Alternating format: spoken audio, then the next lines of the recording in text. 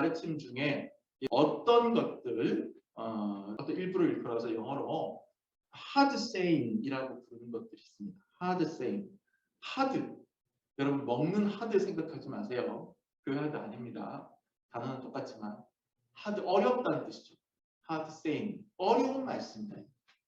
어려운 말씀. 이거는 이해하기 어렵다 이런 뜻이 아니라 지키기 어렵다 이런 뜻이에요. 지키기 어려운데 하기 어려운데 그래도 해야 된다. 그래도 노력해야 된다 하고 예수님이 가르쳐 주신 거를 일컬어서 사람들이 hard saying이다 이렇게 얘기를 하거든요. 이게 어디서 나오냐면 요한복음 6장 60절에 보면 예수님께서 오병이어 기적을 일으키신 다음에 사람들에게 쫙 이제 생명의 떡에 대한 말씀을 쫙 하는 거예요. 그러면서 이제 너희가 나와 함께 고난의 잔을 마실 수 있느냐? 고난의 잔을 마셔야 된다. 이 얘기를 하니까 많은 사람들이 이 말씀이 너무 어렵도다. 그러면서 예수님을 떠나가요. 그런 장면이 나와요. 그때 이 말씀이 너무 어렵도다 하는 것을 킹 제임스 버전 영어 성경으로 보면 hard saying이라고 나오거든요. 그래서 그때부터 사람들이 신학자들이 이런 얘기를 하기 시작한 거예요. 예수님께서 우리에게 하신 말씀 중에 우리가 정말 어렵다, 좀 지키기가 어렵다, 노력은 해야 되는데 어렵다 생각하는 것들은 hard saying이다 이렇게 얘기를 합니다. 그래요. 실제로 예수님이 우리에게 당부하신 가르침 중에 어떤 것들은 정말로 실제로 지키기가 힘들어요. 무지하게 어려워요. 아니, 설령 지킬 수 있는 능력이 우리에게 있다고 하더라도 지키기 싫어요. 그 말 듣기, 예수님 말씀 듣기 싫어요. 실제로 우리가 그런 생각이 들게 하는 가르침입니다. 그게 제일 대표적인 말씀이 오늘 우리가 읽은 이 말씀입니다. 오늘 우리가 읽은 이 말씀. 하드 세이밍 중에 대표적인 하드 세이밍이죠. 오늘 말씀의 요지를 대략 한마디 정도로 요약을 하면 자비를 베풀라 이거예요. 자비를 베풀라. 36절 말씀에 보면 너희 아버지의 자비로우심 같이 너희도 자비로운 자가 되라. 이렇게 나와 있거든요. 네, 오늘 읽었던 말씀 36절에 보면 여기서 말한 너희 아버지는 하나님이죠. 너희 아버지의 자비로우심 같이 너희도 자비로운 자가 되라.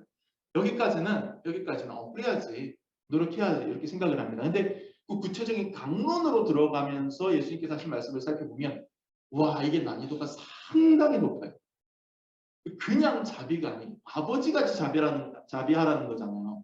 그냥 너희 선에서 적정선에서 자비를 실천하고 살아 이게 아니라 하늘에 계신 너희 아버지 즉 하나님처럼 좀 자비해봐 이거예요. 그러니까 이게 우리가 목표치 설정하신 게 예수님께서 얼마나 높은 거예요. 굉장히 높은 목표치를 딱 설정을 하고 사람들에게 자비를 베풀어 이렇게 얘기를 하는 겁니다. 그냥 길거리에 앉아서 구걸하는 사람에게 돈 1,000원 쥐어주는 정도라면 우리가 마음만 좀 이렇게 먹으면 할 수 있어요. 그렇다면 hard saying, 어려운 말씀이다 라고 하기는 좀 어렵죠. 하지만 오늘 본문에 나오는 자비라고 하는 것은 그냥 자비가 아니라 난이도 중에 최고 난이도를 치는 그런 자비예요. 목표치가 어마어마하다는 얘기예요. 그렇다고 해서 우리가 이 말씀에 귀를 닫고 외면하고 성경 중에서 우리가 그나마 할 수 있는 것들이나 우리에게 유리한 것들이나 뭐 이런 꽤 달콤한 것들만 골라서 취한다고 한다면 편식한다고 한다면 진정한 제자의 길을 가기는 쉽지 않잖아요. 그러면 안 되잖아요. 아무리 어려워도 예수님이 신당부하시고 또 직접 당신의 삶으로 살면서 본을 보여주신 그 자비라면 우리가 최선을 다해서 노력을 해야 하지 않겠어요? 더구나 저와 여러분에게는 누가 있느냐? 성령님이 계십니다. 성령님. 네, 성렬님이 아니고 성령님. 성령님은 우리가 할 수 없는 것들을 우리가 할 수 없는 그런 덕목들을 해볼 수 있게 도전할 수 있게 또 때로는 유지할 수 있게 때로는 성취할 수 있게 우리에게 힘과 에너지를 주시는 분입니다. 우리에게 그런 성령님이 있잖아요. 그러니까 나 자신의 의지와 노력만으로 그 몸부림만으로는 어려울지라도 성령님의 이끄심과 거룩하게 하심을 힘입는다면 왜 도전해보지 못하겠어요? 오늘 예수님이 가르치신 최고 난이도의 자비를 요약해서 전달하기 위해서 제가 오늘 본문을 곰곰이 살피면서 한 4가지 정도의 요지로 한번 나눠봤습니다. 4가지 정도 요지로 나눠보고 제 나름대로 사원칙이다. 예수님이 가르치신 자비의 사원칙이다. 하고 한번 제멋대로 이름 붙여봤어요. 이건 뭐 신학자들이 한 얘기는 아니고 여러분 말씀 좀 잘 기억하게 하려고 잘 귀에 들어오게 하려고 제가 그냥 나눠본 거니까 여러분들이 이렇게 분류해서 여러분들이 받아들이면 되겠습니다. 첫 번째 제1원칙. 제1원칙은 뭐냐? 따라합시다. 반대로 원칙. 예. 반대로 원칙이에요. 반대로 원칙. 27절 28절. 시작. 그러나 너희 듣는 자에게 내가 이르노니 너희 원수를 사랑하며 너희를 미워하는 자를 선대하며 너희를 저주하는 자를 위하여 축복하며 너희를 모욕하는 자를 위하여 기도하라. 아멘. 여러분, 원수는 원수로 갚아주는 게 일반적인 심리예요. 그렇죠? 그래서 눈은 눈으로, 이는 이로, 이런 얘기 들어보셨죠? 함무라비 법전에 기록되어 있는 그 대표적인 어떤 그런 세계관이죠. 윤리 강령이죠. 눈을 다치게 했으면 그 사람의 눈을 다치게 하고, 이를 부러뜨렸으면 그 사람은 이를 부러뜨리고, 사람을 죽였으면 죽인 사람도 죽이고, 완전히 그 동양보복의 윤리, 눈은 눈으로, 이는 이로, 그것이 이제 성경에도 구약의 그 법전 가운데 꽤 많이 들어와 있는 건데, 예수님께서는 이제 그것을 뛰어넘는 얘기를 하시는 거예요. 내가 원수를 나한테 원수 맺는 일을 했으면 나도 똑같이 원수 맺는 일을 해줘라. 이게 일반적인 사람들의 심리인데, 그렇게 하면 안 되고 오히려 반대로 하라는 게 예수님의 가르침이에요. 반대로 해라. 그러니까 원수로 막는 게 아니라 원수는 오늘 말씀을 보니까 사랑해줘. 원수는 사랑해줘라. 나를 미워하는 사람은 뭐라고 돼 있어요? 선대하라. 선하게 대해줘. 나를 미워하는 사람한테는 선하게 대해줘. 그리고 나를 저주하는 사람은 축복해줘라. 누군가 나한테 에이 바보야 그러면 왜 천재야 이렇게 하는 얘기죠. 나를 모욕하는 사람이 있다면 어떻게 하라? 나도 가서 똑같이 모욕해주라는 게 아니라 어떻게 하라? 그 사람을 위해서 기도해 주어라 이렇게 나오는 거죠. 오늘 말씀이 여기. 다른 사람들이 무언가 악의로 나에게 다가올 때, 다른 사람들이 악의로 나를 공격할 때 나는 반대로 치는 거예요. 또 그 사람이 했던 거와 똑같은 사람 되는 게 아니라 나는 반대로 하는 거예요. 그것이 예수님이 가르치신 자비의 원리입니다. 아마 이게 오늘 말씀 중에서도 가장 어려운 하드세일일 것 같아요. 정말 쉽지 않죠. 아니 원수까지는 안 가더라도 사랑하는 가족들끼리도 싸우고 삐치면 물 한 잔도 갖다 주기 쉽지 않습니까? 아니 부부끼리도 안 그래요. 어휴 저 인간. 어휴 쳐다보기도 싫어. 괜찮아. 하물며 가족끼리도 그래요. 하물며 내 인생에 정말 씻을 수 없는 데미지와 상처를 준 사람인데 그 원수를 오히려 사랑하라고? 아니 나를 지독하게 미워하는 사람인데 오히려 그 사람을 선하게 대해주라고? 아니 이게 어떻게 가능할까? 아니 이게 어떻게 가능할까? 20세기의 위대한 기독교 변증가 제가 좋아하는 C.S. 루이스라고 하는 작가가 기독교 덕목 가운데 제일 인기 없는 덕목이 바로 이 원수를 사랑하는 덕목이다 이렇게 조크를 했어요. 예수님이 하셨던 말씀들 이게 하드생이라는 얘기죠. 이 사람들이 결국에는 이게 하드생이다. 예수님이 가르치신 덕목 중에 기독교인들이 제일 라면 소리가 작은, 제일 그냥 건너뛰고 싶은 그런 덕목이 바로 이 원수까지 사랑하라 이 얘기다 이렇게 얘기합니다. C.S. 루이스는 하지만 이 덕목이 정말 하기 어려운 덕목이라는 걸 인정하면서도 그래도 불구하고 이렇게 말합니다. 원수를 사랑하라는 예수님의 가르침을 너무 어렵고 너무 극단적인 걸로 생각하지 말고 좀 다르게 생각해보자 이렇게 제안합니다. 그건 뭐냐면 우리는 흔히 나하고 관계가 틀어진 사람이나 원수진 사람을 생각할 때 그 사람이 잘못한 걸 지적을 하면서 그 사람은 나쁜 사람이다 이렇게 하거든요. 그러니까 아유 그 인간 나쁜 사람이야. 그 인간이 잘못했어. 이런 걸로 판단을 하거든요. 그게 틀렸다는 얘기가 아니에요. 실제로 정말 나쁜 사람인 경우도 있죠. 많죠. 네. 그게 틀린 생각이라는 얘기는 아니에요. 근데 원수를 사랑하라는 얘기는 그 생각을 할 수도 있지만 그 생각으로 그 사람을 대하는 태도까지 영향을 주면 안 된다라고 하는 얘기죠. 그러니까 원수를 사랑하는 것은 그 사람이 좋은 사람이냐 나쁜 사람이냐 상관없이 그저 그 사람이 잘 되기를 바라는 마음을 품는 것이다. 이렇게 가르칩니다. 그 사람이 나쁜 사람이라도 잘 되고 그 사람이 나쁜 사람이라도 변화되기를 바랄 수 있는 거 아니겠어요? 우리가 북한의 김일성도 김정일도 김정은도 저는 개인적으로 참 나쁜 사람이라고 생각을 합니다만 그러나 그를 축복해주고 싶어요. 그가 하는 일이 실제로 행사를 하고 이게 좀 잘 되기를 축복해주고 싶은 게 아니라 하여튼 그 사람이 변화되기를 바라.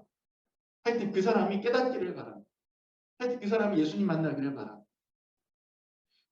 그런 생각을 하는 것은 그 사람이 좋은 사람이냐 나쁜 사람이냐 잘했냐 잘못했냐 기준 갖고 하는 게 아니거든요. 그게 바로 원수를 사랑하는 방법 중에 하나다. C.S. 루이스가 이렇게 이야기를 합니다. 그러면서 루이스는 이렇게 묻습니다. 누구나 자기 자신을 사랑하지 않냐. 그리고 내가 잘 되기를 바라지 않냐. 이런 거죠. 그러니까 내가 도둑질을 하거나 다른 사람을 때리거나 죽여서 감옥에 갔어도 나는 하여튼 여기서 잠깐 살고 빨리 나가면 좋겠다 이런 생각들을 하잖아요. 그거는 내가 죄값을 다 치렀기 때문에 나가는 게 아니라 그냥 나니까. 그게 단순히 나니까. 내가 과거에 지었던 죄가 어땠든지 간에 그냥 나한테는 관계하는 거예요.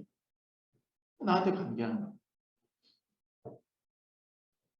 자기가 자기를 그렇게 아끼고 자기가 자기를 잘 되기를 바라고 풀리기를 바라고 하는 것은 자기가 사랑할 자격이 있어서 그러는 게 아니에요. 자기가 자기를 사랑할 만큼 자기가 뭐 대단한 사람이거나 착하거나 잘못한 게 없거나 그래서가 아니라 그냥 나니까 내 편인 거예요. 원수를 사랑하는 것도 이와 같아서 원수를 사랑하라는 건 내가 나 자신이 좋은 사람이라서 아끼는 게 아니듯 착한 사람이라서 사랑하는 게 아니듯 상대방도 착한 사람이라서 좋아해주는 게 아니고 상대방도 잘했기 때문에 축복해주는 게 아니라는 거예요. 그냥 그 사람이 잘 되기를 바라는 마음으로 그 사람이 잘잘못을 떠나서 좀 품어주는 그런 아량을 가져야 됩니다. 그것이 C.S. 루이스의 제안입니다. 여러분 퀴즈를 하나 내겠습니다. 퀴즈. 하나님도 원수가 있을까요? 어떻게 생각해요? 있어요? 주민이 고개를 끄덕였어요. 그럼 하나님의 원수는 누구라고 생각해요? 고개 끄덕였잖아요. 뭐라고 했어요? 가룟 유다. 가룟 유다가 하나님의 원수야. 그것도 아주 대단한 해석이에요. 또 하나님의 원수는 누가 있을까? 성경에는 하나님의 원수에 대해서 얘기를 하고 있을까요? 없을까요? 있어요. 하나님의 원수 있어요. 신약 성경에서 여러분 하나님의 원수 이런 거 딱 치면은요. 검색 딱 치면은 다다다다 몇 개가 떠요. 보통 우리는 하나님이 누구랑 원수냐 이렇게 물어보면 마귀 이렇게 대답해요. 주민이가 굉장히 신학적으로 뛰어넘은 거예요. 일반적인 사람. 깜짝 놀랐어요. 저런 대답이 나오면 생각 못했어요. 보통 사람들은 하나님의 원수가 누구냐 하면 마귀, 사탄 이렇게 얘기하거든요. 마귀, 사탄. 그것도 아주 틀린 말은 아닌데 하나님의 원수는 사탄이다. 이렇게 생각을 해버리면 이 세상을 너무 이분법적으로 이원론적으로 보는 거예요. 이원론. 그건 이제 그리스헬라 철학이거든요. 플라톤의 이원론.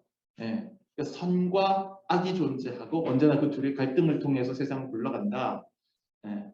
뭐 이런 거예요. 악은 허상이고 육체고 물질이고 선은 진실이고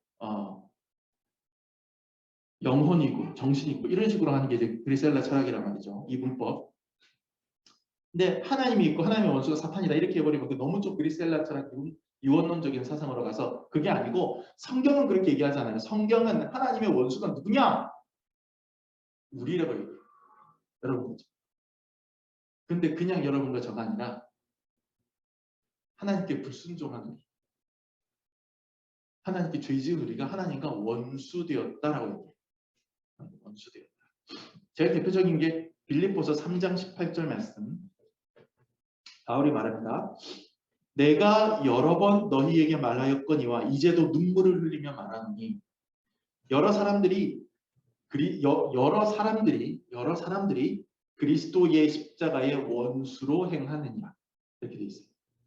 여러 사람들이 그리스도의 십자가의 원수로 행하느냐. 그리스도의 십자가, 즉 하나님의 원수라는 거예요. 그게 누구냐? 여러 사람이에요. 십자가를 부인하는 사람, 십자가를 부정하는 사람, 하나님께 불순종하는 사람, 하나님의 음성에 귀 기울이지 않고 하나님으로부터 멀어진 사람, 그 사람을 십자가의 원수, 죄를 짓는 우리가 바로 하나님의 원수가 되었다. 이렇게 성경은 말하고 있는 거예요. 놀랍지 않습니까? 죄에 빠진 사람들이 하나님의 원수랍니다. 서운하세요? 하나님 앞에 여러분? 혹시? 그렇지 않아요. 이렇게 물어볼게요. 하나님이 죄인을 사랑하십니까? 그렇죠? 하나님 죄인을 사랑하시죠? 당연히 했습니다. 너무너무 사랑하시니까 십자가에 못 박혀서 죽어주시고 구원의 길을 열어주신 거잖아요. 그러면 하나님은 원수를 사랑하신 거예요. 이해가 되세요? 우리가 불순종함으로 죄를 지음으로 하나님과 원수가 되었는데 하나님께서는 네가 나한테 이렇게 대했어 라고 속상하고 서운해하더라도 그거는 잘못한 건 잘못한 거고 끝까지 사랑은 놓지 않으시는 거예요. 그러니까 구원하시기 위해서 자기를 몸부림쳐 십자가에서 죽어주시고 구원의 기회를 주신 거죠. 다시 말해서 하나님 자신이 원수를 사랑하시는 자비를 보여주신 거예요. 그렇기 때문에 예수님께서 이렇게 말씀하실 수 있는 거예요. 하늘의 아버지가 자비하심 같이 너희도 자비하여. 그렇게 되는 거죠.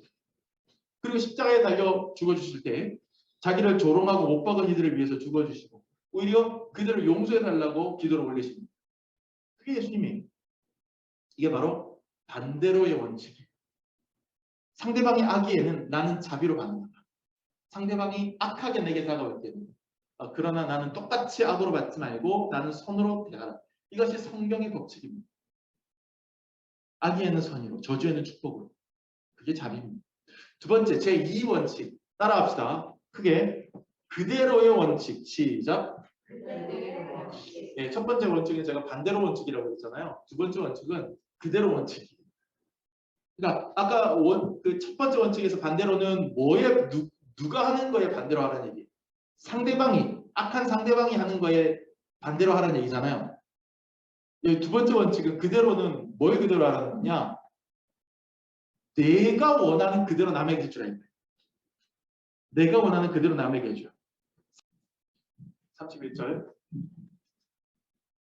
남에게 대접을 받고자 하는 대로 너희도 남을 대접하라. 이거는 이해하기 쉽죠? 이 말씀은 이해하기 쉬워요. 간단해요. 내가 받고 싶은 대로 내가 해줘라는 거죠. 이 구절이 이제 굉장히 유명한 구절이에요. 그리고 굉장히 중요한 구절이죠. 흔히 이제 이 누가복음 6.32절 방금 읽은 이 한 절의 짧은 말씀을 사람들이 골든 룰이라고 해요. 골든 룰. 황금률이라는 거죠. 황금률. 우리 기독교인이 아닌 사람들도 좀 인문학적인 지식이 있는 사람은 황금률 하면 알아듣습니다. 황금률 하면 성경에 나오는 그 말씀 내가 바꾸지 않은 대로 해주라는 얘기. 그 얘기가 왜 나오냐면 어디서 나온 거냐면 3세기의 로마 황제 중에 세베루스 알렉산드르라는 황제가 있었어요. 세베루스 알렉산드르라는 황제가 이 말씀을 너무 좋아해서 금으로 써가지고 벽에다 붙여놨어요. 그리고 그걸 보면서 늘 마음에 새기려고 성경에서 제일 좋아하는 구절 하나 딱 붙였거든요. 황제가. 거기서 유리한 말씀이에요. 그래서 사람들이 황금으로 해서 써붙여놓은 말씀이다. 그래서 황금의 법률, 황금의 계명, 그래서 황금률이라고 부르거든요. 그만큼 중요하고도 중요한 말씀이라는 거죠. 내가 원하는 대로 남도 원할 거라는 생각으로 내가 대접받고자 하는 그대로 남을 내 아들 대해주라는 말씀이에요. 내로남불이라는 말 많이 들어보셨죠 요새? 내로남불. 정치하는 사람들 맨날 그거 처음에 어디서 나온 말인지 모르겠는데 내가 하면 로맨스, 남이 하면 불륜 이건데 사자성어처럼 아주 그냥 막 쓰고 있어요. 내로남불. 그러니까 나한테 적용하는 기준과 상대방에게 적용하는 기준이 달라요. 보통 사람들이. 나한테는 한없이 관대하고 상대방에게는 한없이 혹독하고 나는 이만큼을 받기를 원하는데 상대방에게는 너는 이만큼만 받아라 아니면 받지 말아라 이렇게 하는 거예요. 그게 세상 살아가면서 불공평의 원인이 되는 것이고 우리가 하나님 앞에 부끄러운 삶을 살게 하는 이유가 되는 것이죠. 이런 얄팍한 심리가 우리 안에 있는데 그렇게 하지 말고 균형을 맞추라는 거죠. 내가 이만큼 받고자 한다면 상대방한테도 그렇게 해줘라는 거예요. 상대방에게도. 내가 어른 대접받고 싶으면 나보다 어려도 어른 대하도 존중해주고 내가 융숭하게 접대받고 싶으면 그 마음 그 욕망 그대로 상대방을 융숭하게 접대해주는 거 내가 원하는 그대로 남에게 해주는 거 그것이 세베로스 알렉산드르식으로 말하면 황금률이고 유성면 목사식으로 말하면 그대로의 원칙이고 그렇게 되는 거예요. 최근에 이제 베이징 동계올림픽 이제 막바지죠. 언제 폐막 오늘 폐막합니까? 내일 폐막합니까? 이제 거의 끝인데 여러분 그 올림픽 초반에 되게 열받으셨죠. 뭔 얘기하는지 알죠? 쇼트트랙. 근데 이게 중국이 좀 많이 의도적인 게요. 이 올림픽 기간 중에 보도를 보니까 영화가 하나 나왔대요. 무슨 영화 나왔냐? 쇼트트랙 영화가 나왔대요. 이 쇼트트랙 영화에서 자국의 중국 선수가 갖은 고난을 이겨내면서 이제 경기 출전해서 하는데 이 중국 선수는 아주 페어플레이를 하고 그 같이 경기를 했던 다른 선수 중에 반칙왕이 아주 악랄한 빌런, 악당으로 반칙왕이 나와서 아주 교묘한 반칙을 계속해서 나중에 중국 선수가 피를 철철 흘리면서 이제 경기를 해야 되는 그런 상황으로 갔는데 그 반칙왕이 한국 선수래요. 그 영화에서. 근데 그 영화를 딱 쇼트트랙 경기가 한창인 동계올림픽 기간에 그 영화를 내는 거예요. 그러니까 이게 의도적인 거죠. 근데 이번 올림픽 쇼트트랙 여러분 다들 보셨겠지만 누가 반칙왕이었습니까? 중국 빼고 다른 나라 사람들이 볼 때는 중국 선수들이 오히려 반칙왕이었어요. 솔직히 얘기해서 토테놓고 얘기해서. 근데 이 사람들은 그렇게 생각을 안 하는 거죠. 중국 네티즌들 댓글 달고 하는 거 보도되는 거 보면 이 사람들은 전혀 그렇게 생각을 안 해요. 우리는 늘 오라. 우리는 늘 억울한 피해자. 이렇게 하는 거는 이거는 허용되는 범위 안에서 이렇게 하는 거. 다른 나라 선수들은 요만큼만 어떤 뭐가 보여도 탈락이야, 실격이야 이렇게 하고 기준을 이렇게 하는 거죠. 내가 그렇게 그 스포츠에서 영웅으로 대접받고 싶다면 상대방 나라 선수들도 그렇게 대접을 해줘야죠. 내가 대접받고 싶은 대로. 그런데 너는 악랄하게 딱 해놓고 우리는 이래라고 하는 것이 집단이든 개인이든 간에 우리 안에 얼마나 뿌리 깊게 도사리고 있어서 우리를 참 이중잣대로 세상을 살아가게 만드는지 모르겠어요. 내가 반칙당하기 싫으면 나도 상대방에게 반칙해서는 안 되는 거잖아요. 내가 정당한 대우를 받고자 한다면 상대방에게 내가 먼저 정당하게 대우해줘야 되는 거잖아요. 상대방을 나 자신 대하듯 한다면 싸울 일 없고 원수질 일 없잖아요. 나 자신의 잘못에 대해서 스스로 관대한 그대로 상대방에게 관대하고 내가 좋은 대접 받고 싶은 그대로 상대방에게 좋은 대접 해주라. 이것이 예수님의 메시지예요. 이것이 바로 예수님이 가르쳐 주시는 자비의 두 번째 원칙이다. 저는 이렇게 정리합니다. 그다음에 세 번째 원칙 따라합시다. 큰 소리로. 하나 더 원칙. 시작. 하나 더 원칙. 하나 더 해주라는 거예요. 이왕 다른 사람에게 자비를 베풀고 친절을 베풀 거면 의무적으로 여기까지는 의무적으로 그냥 그러니까 보통 우리가 내가 할 도리 다 했다 이런 말 하잖아요. 그 정도 선 해서 타고 멈추지 말고 거기서 한 걸음 두 걸음 좀 더 나아가서 세상 사람들이 하는 것만큼만 하고 나도 그래도 욕 안 먹을 만큼 했어 라고 끝내지 말고 거기서 한 걸음 두 걸음 더 나가고 한 단계 두 단계 한 수준 두 수준 더 해주는 것이 하나님의 자비다. 29절 말씀 같이 읽읍시다. 시작. 너의 입뺨을 치는 자에게 젖뺨도 돌려대며 네 겉옷을 빼앗는 자에게 속옷도 거절하지 마라. 예, 이 말씀이에요. 한쪽 뺨 맞으면 다른 뺨까지 내처럼. 이런 말씀들은요 특히 조심하셔야 됩니다. 문자 그대로 받아들이면 안 돼요. 문자 그대로. 문자 그대로 받아들이면 오히려 폭력을 조장합니다. 때는 저를 더 때려주세요. 이런 얘기가 아니에요. 이 말씀의 의미를 알아요. 누군가가 나를 좀 강하게 부당하게 할 때 내가 기꺼이 그 사람에게 괜찮아 이것도 갖고 가 하고 더 내어줘. 그러니까 그거 생각하시면 돼요. 레미제라블에서 장발장이 접시랑 촛대 훔쳤을 때 그 신부가 어떻게 하죠? 내가 선물로 준 겁니다 하고 아예 줘버리잖아. 그 사람이 할 수 있는 최대의 선의는 보통 사람들이라면 최대의 선의는 아닙니다. 이 사람 뭐 그런 사람 아닙니다. 뭐 최대한 그렇게 해놓고 촛대랑 접시는 내가 다시 가져오고 이 사람만 그냥 호의를 베풀어서 죄만 안 받게 하면 되는데 그게 아니라 이 사람은 아예 그냥 줘버리고 축복하잖아요. 그 사람 장발장. 그런 거죠. 여기서 하나 더 하는 거, 하나 더 베푸는 거.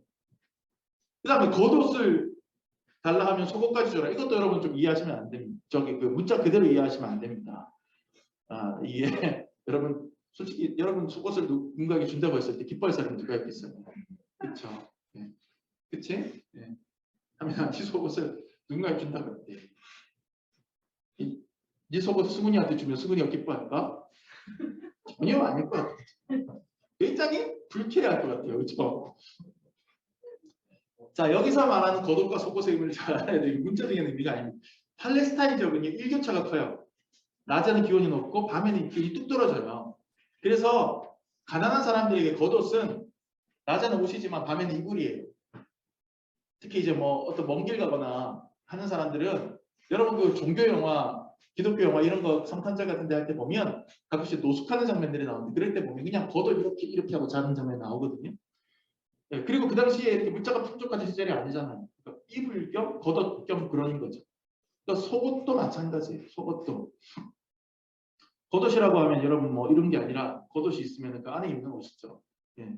그러니까는 쉽게 말하면 그 말씀의 의미는 누군가가 나에게 어떤 것을 달라고 하면 그거 주고 상대방이 생각하지 못했던 더 나에게 필요한 더 소중한 것까지도 더해서 얹어서 좀 줄 수 있는 그런 넓은 자비를 아량을 좀 가져라 이 얘기가 되는 것이죠.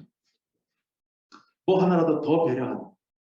딱 의무사항만 지키고 내 도리 할 거 다 했다 할 게 아니라 거기서 한 걸음 더 나가라 이겁니다. 32절부터 34절 보면 보세요. 너희가 만일 너희를 사랑하는 자만 사랑하면 자 너희를 사랑하는 자만 사랑하는 게 할도리 하는 거예요. 거기까지는 누구나 다 아는 거예요. 누구가 나를 사랑하기 때문에 내가 그를 사랑한다. 그럼 그 칭찬받을 만한 것이 무엇이냐. 죄인들도 사랑하는 자는 사랑합니다. 그러니까 세상에 저 나쁜 놈들도 자기 아껴주면 거기에 대해서도 고마워한다는 거예요. 그러니까 여기서 한 걸음 더 나아가면 뭐가 돼요? 아까 처음 얘기했던 나를 사랑하는 자가 아니라 나의 악의를 베푸는 자도 사랑하는 게 되는 거죠. 한 걸음 더 나가면. 똑같이 너희가 만일 선대하는 자만 선대하면 칭찬받을 게 뭐예요? 그러니까 나한테 선하게 대해주는 사람한테 내가 선하게 대해주는 거는 누구나 다 그렇게 할 수 있다는 거예요. 보통 사람들의 도리라는 거죠. 근데 여기서 한 걸음 더 나가면 나한테 악의를 베푸는 사람도 내가 선대하게 되는 게 아까 처음 얘기했던 것처럼 그렇게 되는 연결되는 거예요. 34절 너희가 받기를 바라고 사람들에게 구워주면 칭찬받을 것이 무엇이냐. 우리가 누군 다른 사람에게 뭔가를 줄 때 내가 요만큼 주면 저 사람이 나한테 요만큼 주겠지 하는 생각으로 주는 거는 보통 사람들 다 하는 거라고. 그걸 칭찬의 대상이 될 수 없다.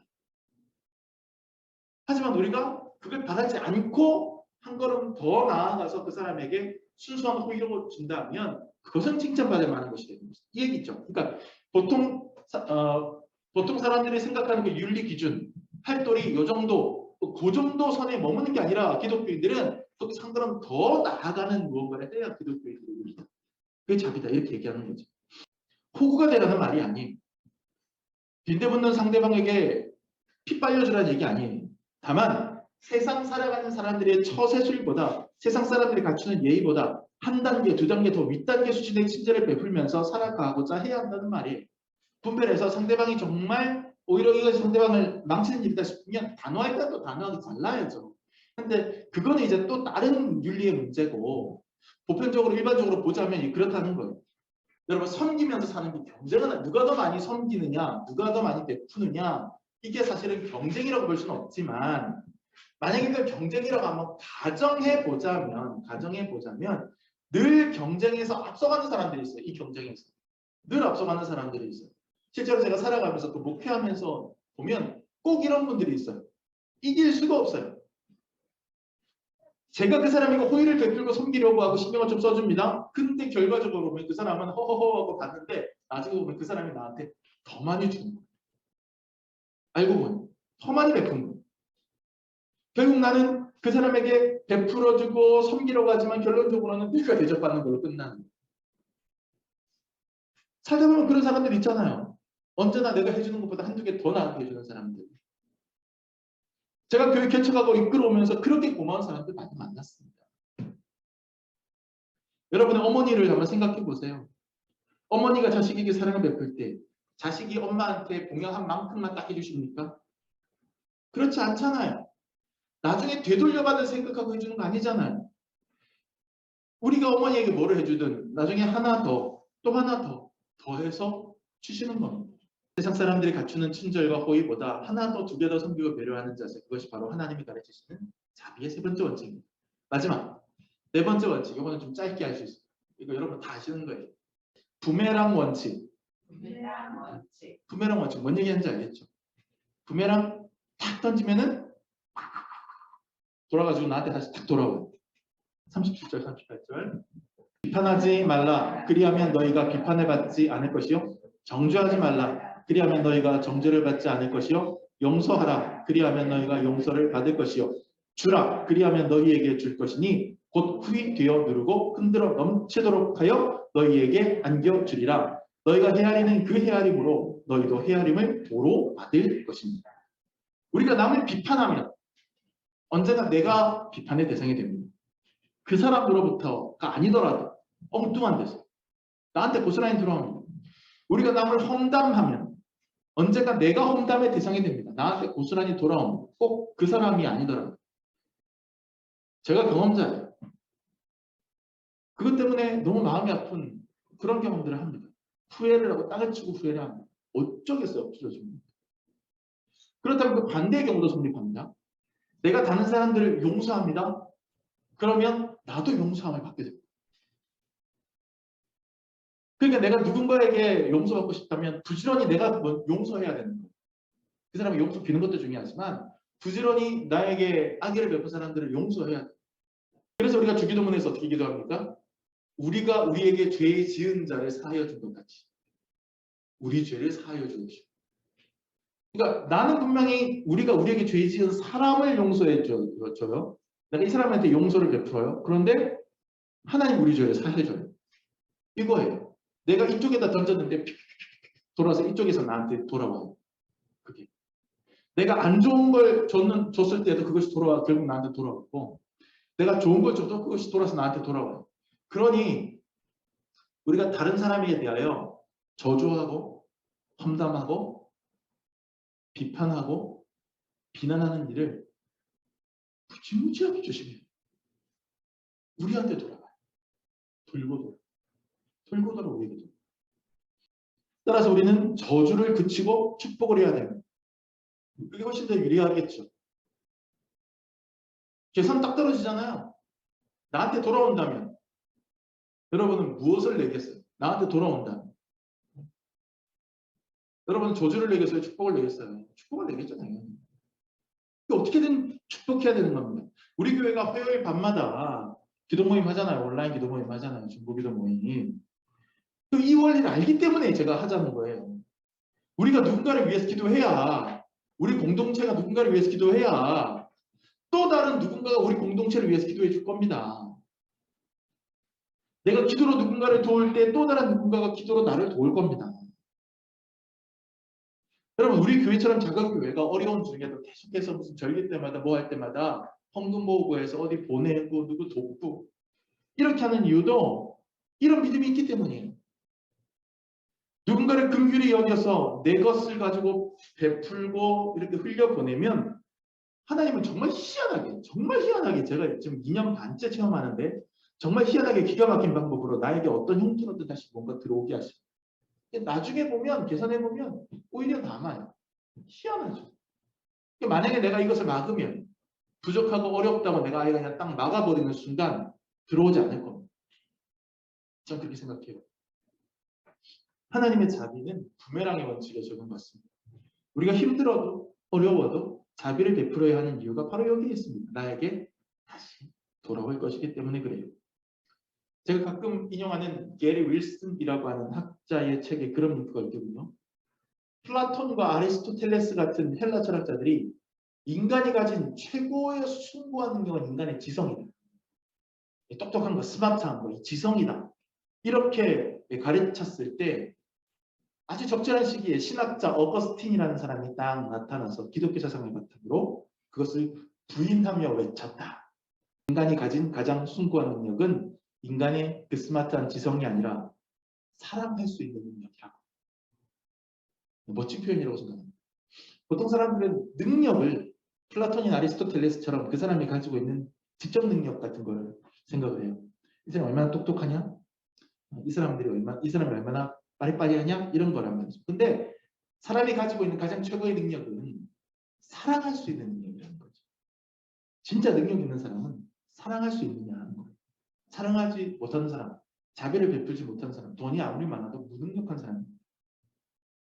여러분들은 사랑의 능력을, power of love, 사랑의 그 힘을, 권세를 여러분들 가지시기 바랍니다. 하늘 아버지의 자비하심처럼 자비로워야 됩니다. 하나님의 사랑으로 사랑해야 됩니다.